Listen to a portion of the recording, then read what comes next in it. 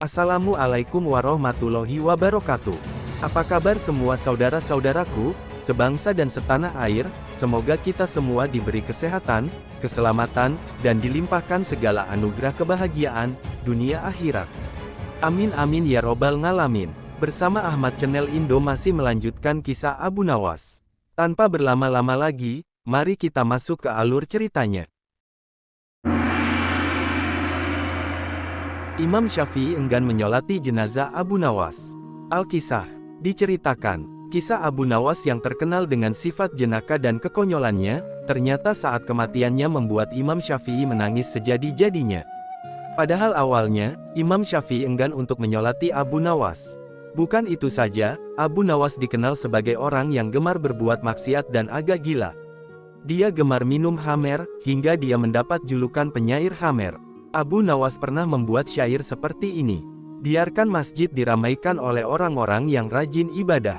Kita di sini saja, bersama para peminum khamr, dan saling menuangkan minuman ini. Tuhanmu tidak pernah berkata, celakalah para pemabuk. Tapi dia pernah berkata, celakalah orang-orang yang sholat. Marah dan ingin memenggal leher Abu Nawas. Tapi ada orang yang mengatakan kepada Baginda Raja Harun ar-Rasyid, wahai Amirul Mukminin, para penyair mengatakan apa-apa yang tidak mereka lakukan. Maafkanlah dia Abu Nawas ini. Lalu gerangan apakah yang membuat Imam Syafi'i menangis sejadi-jadinya, dan akhirnya bersedia mensholatkan jenazah Abu Nawas yang sebelumnya ditolak? Menurut satu riwayat, seperti dikutip dari NU Online, ketika Abu Nawas meninggal dunia, Imam Syafi'i tidak mau mensolati jenazahnya. Namun, ketika jasad Abu Nawas hendak dimandikan, di kantong baju Abu Nawas ditemukan secari kertas bertuliskan syair berikut ini. Wahai Tuhanku, dosa-dosaku terlalu besar dan banyak, tapi aku tahu bahwa ampunanmu lebih besar. Jika hanya orang baik yang boleh berharap kepadamu, kepada siapa pelaku maksiat ini akan berlindung dan memohon ampunan. Aku berdoa kepadamu, seperti yang kau perintahkan, dengan segala kerendahan dan kehinaanku. Jika kau tampik tanganku, lantas siapa yang memiliki kasih sayang? Hanya harapan yang ada padaku, ketika aku berhubungan denganmu, dan keindahan ampunanmu dan aku pasrah setelah ini. Setelah membaca syair tersebut, Imam Syafi'i menangis sejadi-jadinya. Dia pun bergegas langsung mensolati jenazah Abu Nawas bersama orang-orang yang hadir. Tidak hanya itu saja, Imam Syafi'i juga ikut mengantar proses pemakaman sampai selesai. Setelah membaca syair tersebut, Imam Syafi'i menangis sejadi-jadinya. Dia pun bergegas langsung mensolati jenazah Abu Nawas bersama orang-orang yang hadir. Tidak hanya itu saja, Imam Syafi'i juga ikut mengantar proses pemakaman sampai selesai. Kisah selanjutnya, yang berjudul, Panci Beranak. Al-Kisah. Kisahnya bermula, ketika Abu Nawas meminjam panci kecil ke tetangganya. Tapi, pancinya tidak dikembalikan hingga tetangga itu menagihnya. Abu Nawas, mana panci saya? Abu Nawas menjawab, wah saya lupa, sebentar. Panci yang kecil itu ternyata melahirkan panci yang besar. Ini panci kamu menjadi dua. Panci kamu beranak di rumah saya, ucap Abu Nawas. Terima kasih, Masya Allah. Pinjam-meminjam itu pun berakhir. Meski tidak masuk akal, tetangganya menerima begitu saja. Dia tidak mempermasalahkan karena merasa diuntungkan. Dia tidak bertanya kenapa panci itu bisa beranak. Selang beberapa waktu, Abu Nawas meminjam panci lagi ke tetangga yang sama. Ketika meminjamkan yang kedua kali, tetangganya berharap panci itu akan beranak lagi. Inilah gambaran akal manusia kalau tidak dibina. Manusia yang katanya berakal itu akan menerima yang menguntungkan dan akan mengakali. Tepat, tetangga itu meminjamkan pancinya lagi. Abu Nawas lagi-lagi lama tidak mengembalikan. Akhirnya si tetangga mendatangi Abu Nawas. Abu Nawas, mana pancinya kok lama? Tanya dia. Tetangganya membayangkan kalau kemarin anak pancinya satu, berarti kalau lebih lama begini anaknya bisa dua atau tiga. Tapi dia malah mendapat jawaban berbeda dari Abu Nawas, innalillahi wa inna ilaihi rojiun. Panci kamu meninggal di rumah saya. Enggak mungkin panci meninggal. Mana ada panci meninggal, ucap sang tetangga dengan marah-marah. Inilah manusia, kalau yang menguntungkan diterima, kalau yang tidak menguntungkan, jawab Abu Nawas. Tetangganya menyahut, mana mungkin panci bisa meninggal. Kamu pikir panci bisa beranak? Kenapa waktu Panci beranak, kamu enggak berkomentar? Tapi ketika Panci mati, kamu berkomentar. Tanya balik Abu Nawas. Inilah manusia. Kalau menguntungkan, pura-pura tidak masalah. Kalau merugikan, mulailah dia menggunakan akal, kesadaran atau kewarasannya. Lanjutnya. Kisah selanjutnya, Apes. Abu Nawas bikin murid-muridnya tertawa terus, tapi malah dijuluki guru badut. Alkisah. Abu Nawas dikenal selalu bikin murid-muridnya di madrasah tertawa terpingkal-pingkal. Tapi bukannya senang, mereka malah menjuluki sufi cerdas itu sebagai guru badut. Apes banget deh. Abu Nawas memang dikenal sebagai sosok humoris. Sifat itu pun tersebar ke seluruh wilayah negerinya ia tinggal. Sayangnya, tidak semua muridnya sepaham dengan Abu Nawas. Suatu hari, salah seorang murid tampak mengeluh dan menyampaikan pendapatnya secara kritis, mengkritik bahwa spiritualitas Abu Nawas perlu disesuaikan dengan perkembangan zaman. Menanggapi kritikan muridnya itu, Abu Nawas hanya tertawa. Murid yang lainnya pun ikut tertawa kencang melihat tingkah lucu gurunya tersebut. Kemudian Abu Nawas tampak terdiam. Seketika suasana menjadi hening, Abu Nawas menarik napas dalam-dalam. Kemudian dengan hati-hati dia menceritakan kisah seorang pelajar yang bertanya kepada penjual buku. Tidak ada buku anatomi yang lebih baru. Ucap Abu Nawas menirukan pertanyaan pelajar tersebut kepada penjual buku.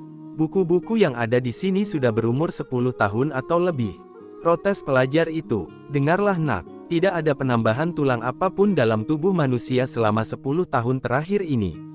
Demikian pula halnya, tidak ada penambahan apapun dalam kodrat manusia selama 10.000 tahun terakhir ini, ujar penjual buku menjawab pertanyaan pelajar itu. Mendengar cerita Abu Nawas, semua murid tampak diam, suasana pun masih hening. Kemudian hal lainnya membuat murid Abu Nawas protes, karena seringnya sang guru membuat lelucon.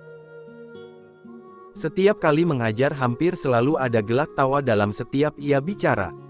Hal itu rupanya juga mengganggu sebagian murid yang sangat ingin serius tentang spiritualitas dan diri mereka. Guru ini seperti badut, ujar seorang murid lainnya. Oh tidak, kamu salah tangkap. Seorang badut membuat kamu menertawainya, seorang guru membuat kamu menertawai diri sendiri, sanggah murid lainnya. Abu Nawas mendengar dialog antara muridnya dengan tersenyum. Abu Nawas tidak terganggu sama sekali dengan muridnya itu.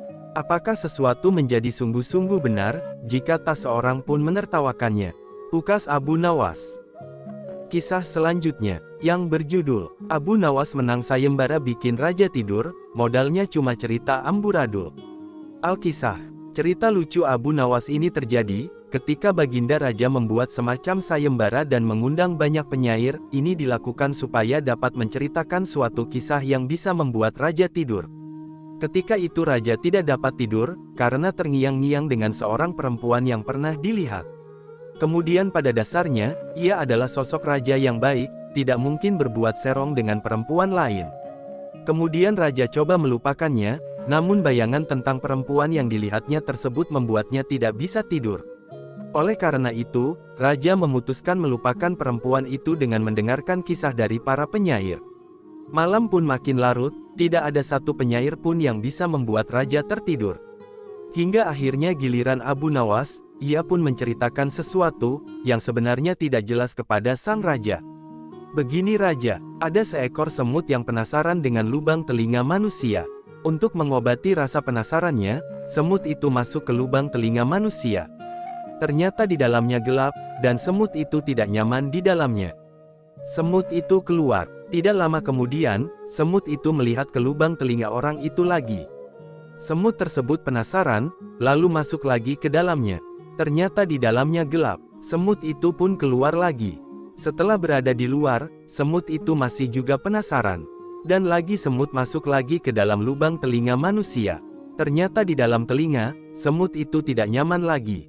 Semut itu keluar lagi, lanjut Abu Nawas. Sebenarnya, Abu Nawas mengisahkan cerita semut itu yang keluar masuk telinga berulang kali. Mendengar itu semua, raja bosan dengan cerita Abu Nawas tentang semut yang bolak-balik masuk telinga. Kemudian sang raja pun berkata, "Sudah-sudah, cerita tidak jelas begini kok dikisahkan kepadaku. Mending aku tidur saja daripada mendengar kisah tak jelas begini." Kemudian Abu Nawas akhirnya pulang, dan tanpa disadari raja akhirnya tertidur. Namun ketika bangun, raja tersadar, ternyata kisah-kisah indah para penyair malah membuatnya tak bisa tidur, karena malah penasaran dengan cerita. Tapi giliran cerita Abu Nawas yang tak jelas ini ia bisa tertidur. Lalu Abu Nawas akhirnya memenangkan sayembara itu, karena ceritanya yang amburadul, tapi berhasil membuat raja tidur. Abu Nawas pun diberi hadiah oleh Baginda Raja, karena bisa membuat ia tertidur. Kisah selanjutnya, yang berjudul Jalan ke Neraka. Al-Kisah. Suatu ketika Abu Nawas ditanya seseorang, "Kapan kamu mati?" "Maaf, barangkali Tuan bisa memberikan penjelasan sedikit terkait dengan pertanyaan Tuan tadi," pinta Abu Nawas yang ternyata juga bisa menampilkan mimik serius. "Begini, kalau kamu mati saya mau titip surat buat mendiang ayah saya, yang telah mati beberapa tahun yang lalu," sambungnya. "Terima kasih sebelumnya atas kepercayaan Tuan," jawab Abu Nawas, "tapi maaf sekali, dengan sangat terpaksa keinginan Tuan tidak bisa kupenuhi." "Kenapa?" tanya Tuan kepada Abu Nawas. Lalu Abu Nawas menjawab, "Sebab aku tak tahu jalan ke neraka jahanam." Mendadak wajah orang itu merah padam, dan sambil merunduk ia pun segera pergi. Pertanyaan yang nyelekit dari Tuan kepada Abu Nawas, dijawab lebih nyelekit oleh Abu Nawas. Itulah pintarnya Abu Nawas dalam kondisi yang seperti itu, ia bisa membalasnya dengan cerdas dan penuh makna. Assalamualaikum warahmatullahi wabarakatuh. Apa kabar semua saudara-saudaraku, sebangsa dan setanah air?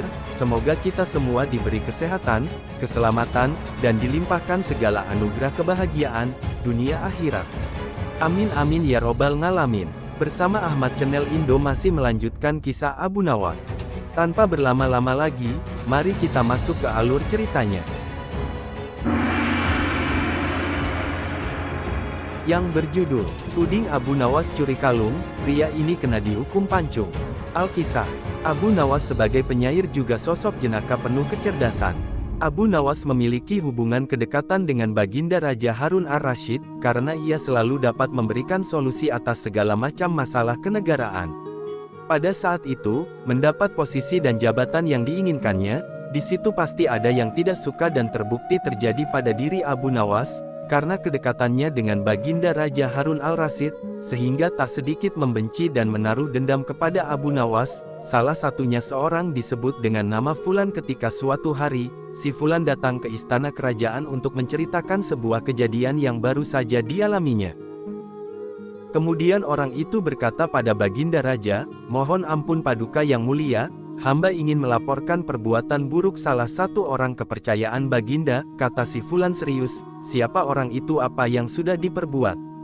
Tanya Baginda, "Mungkin sudah tahu bahwa orang itu adalah Abu Nawas telah melakukan perbuatan keji, mencuri kalung emas milik hamba," jawab dengan nada sedih. Kemudian Baginda Raja meminta si Fulan untuk menceritakan kronologi kejadian yang sebenarnya. "Paduka yang mulia, Abu Nawas memang sudah lama mengincar kalung emas milik hamba, ia hanya ingin membeli kalung tersebut, namun tidak menjualnya," jelas si Fulan. Seorang pemimpin yang bijak, dengan sedikit rasa kesal bercampur tidak percaya. Baginda memerintahkan beberapa prajurit untuk segera menghadirkan Abu Nawas ke istana. Abu Nawas tentu saja kaget, untuk memberikan keterangan atas apa yang sudah ia perbuat. Abu Nawas mengatakan, "Ampun Baginda, apa ada buktinya? Orang ini membawa selendang milikmu." Baginda sembari menunjuk ke selendang Abu Nawas yang dibawa si Fulan. Kemudian bertanya, "Memang benar pemilik selendang itu Abu Nawas?" Menurut Abu Nawas, sudah 2 hari ini selendang tersebut hilang dicuri oleh seseorang. Abu Nawas berusaha untuk memberikan pembelaan, akan tetapi usahanya itu sia-sia, karena pada akhirnya dia dijebloskan ke penjara. Singkat cerita, setelah proses persidangan Abu Nawas divonis hukuman mati. Untuk menunggu hukuman mati karena terlalu banyak pengaduan, yang disampaikan orang itu kepada Baginda Raja. Esoknya Abu Nawas digiring ke sebuah lapangan oleh beberapa pengawal kerajaan, untuk dihukum mati. Baginda Raja lalu menanyakan permintaan Abu Nawas sebelum dihukum mati. "Hamba sedang tidak bergurau, Paduka," kata Abu Nawas. Dengan kata-kata tersebut, tentu saja membuat Raja semakin tertawa terpingkal-pingkal, karena menilai Abu Nawas adalah seorang yang aneh. Baginda tertawa, Abu Nawas berteriak dengan lantang minta dihukum pancung. "Hamba minta dihukum pancung." Teriak Abu Nawas membuat semua orang di sekitar lapangan kaget, dan mereka heran kenapa Abu Nawas membuat keputusan itu. Baginda mulai curiga, mulai berpikir menelaah tentang maksud kalimat permintaan terakhir dari Abu Nawas. Baginda, hamba dihukum pancung jika memang itu pilihan hamba benar, maka hamba siap dihukum pancung. Di manakah letak kesalahan pilihan hamba, sehingga hamba harus dihukum gantung? Padahal hamba kan memilih dihukum pancung. Abu Nawas membuat raja tercengang. Baginda raja menyadari dan mengakui kehebatan Abu Nawas. Sehingga hukuman mati kepada Abu Nawas pun ditangguhkan, sampai dilakukan penyelidikan lebih lanjut. Melalui proses yang panjang, beberapa hari berikutnya, para hakim memutuskan jika Abu Nawas telah difitnah oleh si Fulan. Abu Nawas kemudian dilepaskan dari penjara, sedangkan si Fulan harus rela tidur di balik jeruji besi, sampai beberapa tahun ke depan, akibat fitnah sehingga batunya kena si Fulan sendiri. Kisah selanjutnya, menanak nasi di atas pohon, cara Abu Nawas memperjuangkan keadilan bagi si miskin. Alkisah, ada seorang saudagar di Baghdad yang mempunyai sebuah kolam yang airnya terkenal sangat dingin. Konon, tidak seorang pun yang tahan berendam di dalamnya berlama-lama, apalagi hingga separuh malam. Siapa yang berani berendam semalam di kolamku, aku beri hadiah 10 dirham, kata saudagar itu menyebar sayembara. Ajakan tersebut mengundang banyak orang untuk mencobanya. Namun tidak ada yang tahan semalam, paling lama hanya mampu sampai sepertiga malam. Pada suatu hari, datang seorang pengemis kepadanya. Maukah kamu berendam di dalam kolamku ini semalam?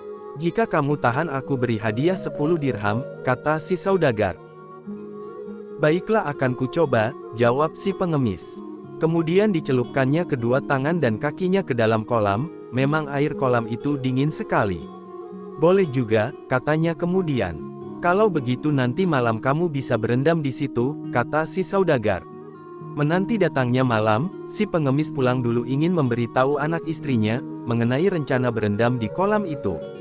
Istriku, kata si pengemis sesampainya di rumah. Bagaimana pendapatmu, bila aku berendam semalam di kolam saudagar itu, untuk mendapat uang 10 dirham? Kalau kamu setuju, aku akan mencobanya. Setuju, jawab si istri mengiyakan. Moga-moga Tuhan menguatkan badanmu. Kemudian pengemis itu kembali ke rumah saudagar. Nanti malam jam 8 kamu boleh masuk ke kolamku dan boleh keluar jam 6 pagi, kata si saudagar. Jika tahan akan ku bayar upahmu.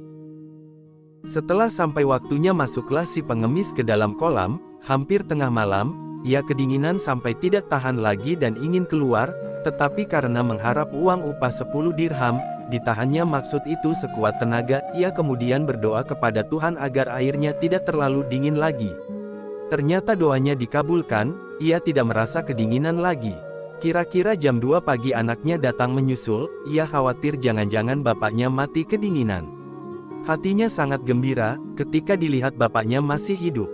Kemudian ia menyalakan api di tepi kolam dan menunggu sampai pagi. Siang harinya, pengemis itu bangkit dari kolam dan buru-buru menemui si saudagar untuk minta upahnya. Namun saudagar itu menolak membayar. Aku tidak mau membayar, karena anakmu membuat api di tepi kolam, kamu pasti tidak kedinginan. Si pengemis tidak mau kalah. Panas api itu tidak sampai ke badan saya, selain apinya jauh, saya kan berendam di air, masa api bisa masuk ke dalam air? Aku tetap tidak mau membayar upahmu, kata saudagar itu ngotot. Sekarang terserah kamu, mau melapor atau berkelahi denganku, aku tunggu. Dengan perasaan dongkol pengemis itu pulang ke rumah, sudah kedinginan setengah mati, tidak dapat uang lagi, ucapnya dengan hati marah dan sedih. Ia kemudian mengadukan penipuan itu kepada seorang hakim. Hakim itu malahan membenarkan sikap sang saudagar.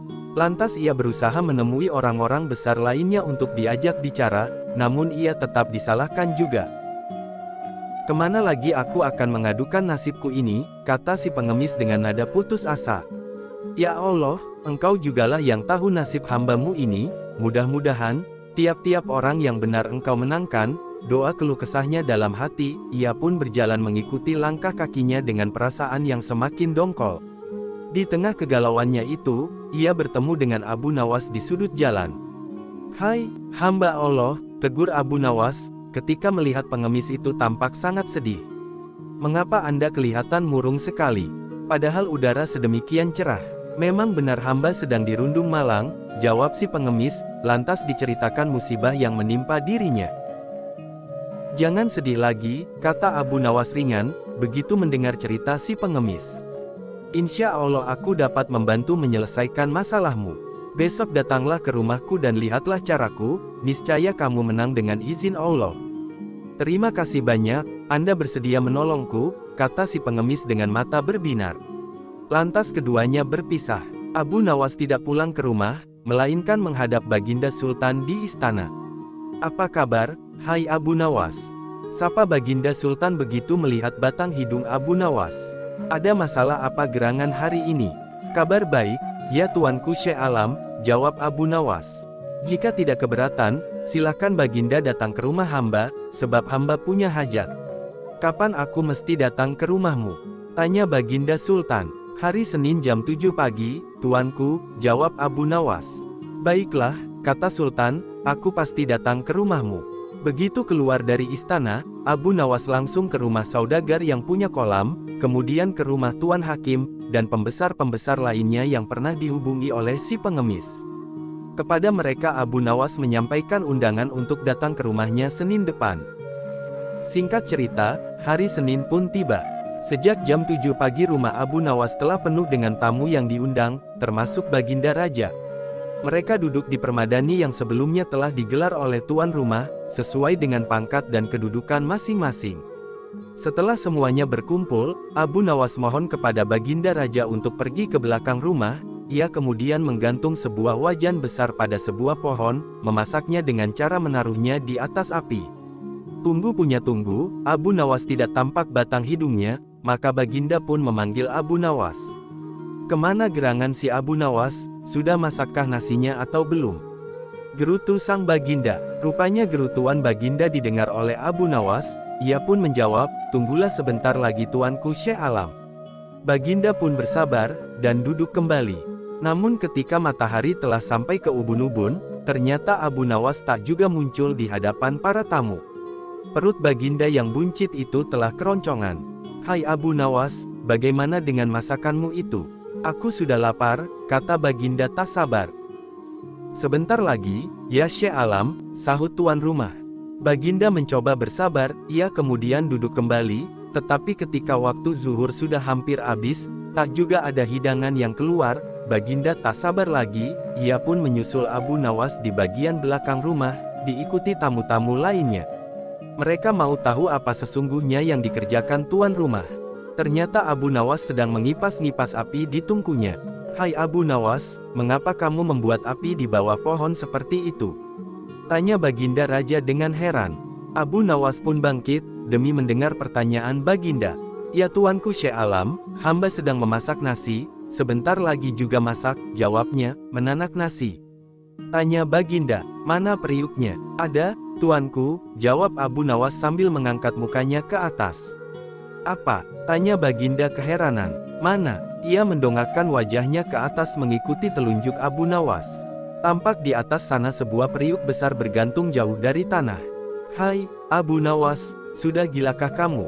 Tanya Baginda Raja. Memasak nasi bukan begitu caranya, periuk di atas pohon, apinya di bawah. Kamu tunggu 10 hari pun beras itu tidak bakalan jadi nasi, ucap Baginda Raja pada Abu Nawas. Begini Baginda, Abu Nawas berusaha menjelaskan perbuatannya. Ada seorang pengemis berjanji dengan seorang saudagar, pengemis itu disuruh berendam dalam kolam yang airnya sangat dingin, dan akan diberi 10 dirham, jika mampu bertahan 1 malam. Si pengemis setuju, karena mengharap upah 10 dirham dan berhasil melaksanakan janjinya. Tapi si saudagar tidak mau membayar, dengan alasan, anak si pengemis membuat api di pinggir kolam. Lalu semuanya diceritakan kepada Baginda Raja lengkap sesuai yang diceritakan pengemis itu pada Abu Nawas, dengan sikap Tuan Hakim dan para pembesar yang membenarkan sikap si saudagar. Itulah sebabnya hamba berbuat seperti ini, ujar Abu Nawas. Boro-boro nasi itu akan matang, sergah Baginda Raja dengan cemberut. Airnya saja tidak bakal panas, karena apinya terlalu jauh. Demikian pula halnya si pengemis, kata Abu Nawas lagi, ia di dalam air dan anaknya membuat api di tanah jauh dari pinggir kolam. Tetapi saudagar itu mengatakan, bahwa si pengemis tidak berendam di dalam air karena ada api di pinggir kolam, sehingga air kolam jadi hangat. Saudagar itu wajahnya pucat pasi, ia tidak dapat membantah kata-kata Abu Nawas. Begitu pula para pembesar itu, karena memang demikian halnya. Sekarang aku ambil keputusan begini, kata Baginda Raja. Saudagar itu harus membayar si pengemis 100 dirham, dan dihukum selama 1 bulan karena telah berbuat salah kepada orang miskin. Hakim dan orang-orang pembesar lainnya dihukum 4 hari, karena berbuat tidak adil dan menyalahkan orang yang benar. Saat itu juga si pengemis memperoleh uangnya dari si saudagar. Setelah menyampaikan hormat kepada Baginda Raja, dan memberi salam kepada Abu Nawas, ia pun pulang dengan riangnya. Baginda Raja kemudian memerintah prajuritnya untuk memenjarakan saudagar dan para pembesar-pembesar tersebut. Baginda Raja akhirnya kembali ke istana, dalam keadaan lapar dan dahaga. Akan halnya Abu Nawas, ia pun sebenarnya perutnya keroncongan dan kehausan, tapi ia merasa senang, karena bisa membantu menyelesaikan masalah pengemis tersebut.